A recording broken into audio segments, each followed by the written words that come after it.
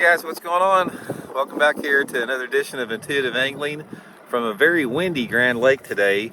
The second day of the Toyota Series tournament here on Grand Lake, otherwise known as the Live Scopers Benefit Tournament this week. So I'm going to give you guys a rundown how my second competition day went. And I think I'm going to do it in the truck. It's so windy out here, I think the sound may get messed up. So give me a second, I'll get in the truck and finish this up. Okay guys, finally got the boat out of the water, in the truck out of the wind here, man. It was a very brisk day out there today. It was 26 this morning we took out, and the wind was blowing like 20 miles an hour, so the wind chill was 16, and it was pretty cold all day long out there, so it feels good to get warmed in the truck a little bit here. So real quick guys, before we get started in today and let you know how it ran down, just want to invite everybody, if you guys are looking for some awesome tackle, boats, whatever, please check out Boat Works and Bait Works in Springfield, Missouri. They carry the Blockit Old School Jig exclusively in there too. I'll put the link in the description if you guys would like to check out the online tackle store. Much appreciated. Okay guys, here was the situation. I was in 40th place going in today, which was there's 200 and something boats in the tournament. They pay 40 places. So I was in 40th, and I caught three. I didn't, like, if you guys have saw the video yesterday, I never had a bite until the last hour of the tournament, and I caught three that weighed 9.9. And I caught them, guys. I was telling you, what I did is I ran up to the dirty water and I started flipping. This is the exact jig I caught them on right here. This is the Blockit Old School Jig, the 5/8 ounce with a blue Zoom, a blue Zoom big salty chunk on it, 25-pound test Seaguar and Vizex line. And it was real specific what I was fishing. I had to have laydowns and logs that had like 4 to 5 foot of water right off the end of them.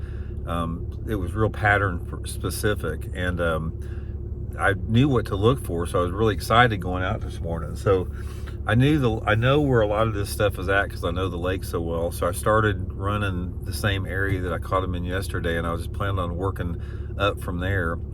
And got up there, and it's like that we had bluebird skies, bright conditions, really cold. The water temperature had not dropped very much, so I was pretty optimistic I'd get bit. And I started fishing and fishing and fishing, and I just couldn't get any bites. So I pulled that stretch that I caught them in yesterday, never had a bite. I started running some similar stuff, and I ran every area I knew that had those type of logs in it. And you know, I know where a lot of that stuff is at. So here it is, it's 1 o'clock, and I don't have a fish in the boat again. It's like, God dang. And I got to weigh in at 5:15. So at that point, I had a couple areas even 10 miles farther up the river where I knew some more stuff like that was.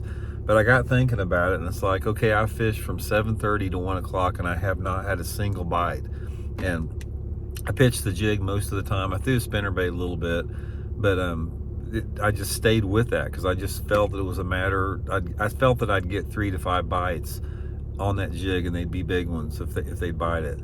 But 1 o'clock, I don't have one, and the only thing I can figure is something about the high pressure and the north wind just shut those fish off. You know, because the logs and the laydowns, they were in shallow water. They were only in like a foot or two of water, but the water was deep right off the end of them. So they must have just pulled out of that shallow water. I think they maybe moved up there yesterday because it was warm and rainy and cloudy. But I'd have got some bites if they were biting, but they just didn't bite. So at that point, it's 1 o'clock. I got to weigh in at 5:15. So I've got to make a move if I'm going to salvage the day. So what I thought, the wind was blowing pretty hard, and I said, I'm going to go back down to that area where I caught those 4 keepers the second day of practice and throw a jerk bait because it's just set up right for it.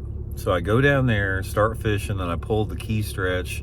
Wasn't any boats on it, where I caught the 4 keepers in practice. Never had a bite. So at that point, here it is. It's probably close to 3 o'clock. Or excuse me, probably close to 3 o'clock at that point.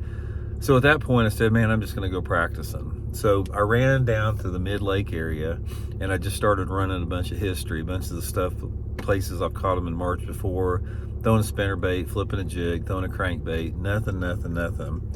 So here it is. It's 5 o'clock, and I still don't have a fish. I got to weigh in at 5:15, and I pulled up in this one cove that I'd fished a ton, about 5 minutes from the takeoff, and I caught caught a little over 2-pounder keeper on the Megabass Vision 110 in there. Ran to weigh in with my one keeper, so I caught one keeper today.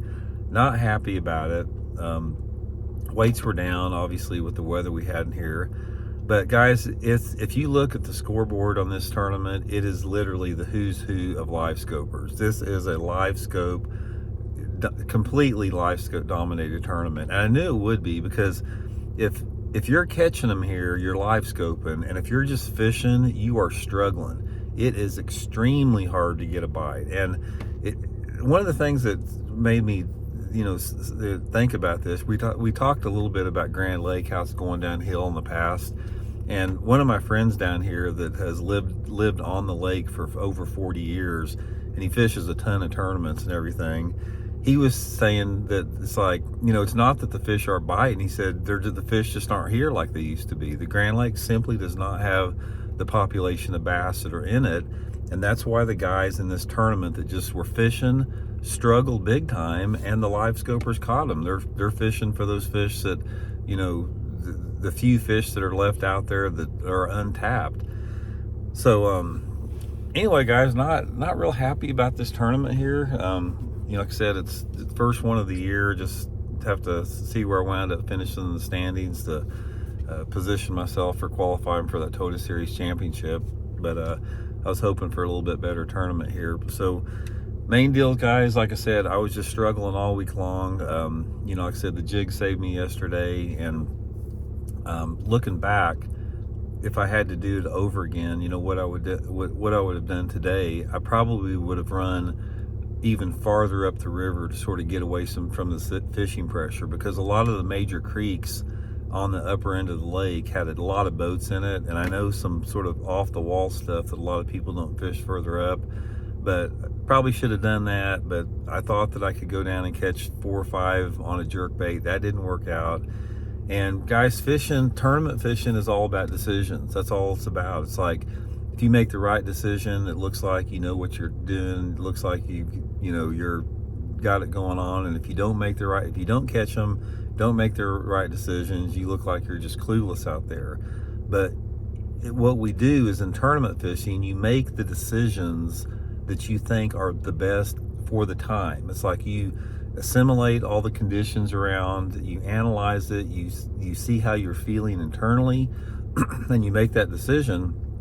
And sometimes it works out and sometimes it don't. It's just another reason why tournament fishing is the toughest sport on the planet. So anyway, much appreciated, guys. Thank you very much for following the tournament this week. Much appreciated. And we'll get ready for the got a BFL tournament next week up at Lake of the Ozarks. So I'll get ready for that one, and we'll keep you updated there. So thanks for tuning in. See you.